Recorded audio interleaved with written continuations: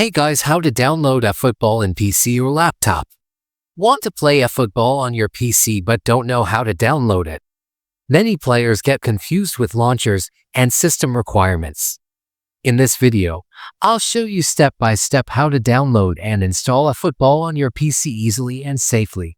Stay tuned, kickoff starts now. Open web browser in your laptop and search Steam, and open the Steam website and download Steam from here. The link is the description.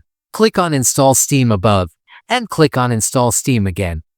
The download of Steam will start. Wait a little. Once the download is complete, if you want to install it on your computer, go to the download folder on your laptop and double-click on Steam Setup from here, and install it from here. After installing, open Steam and create an account.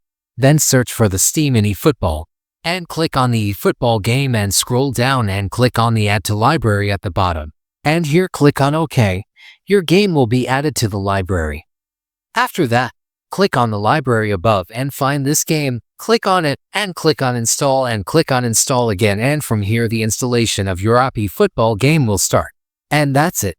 You've successfully downloaded eFootball on your PC and you're ready to play.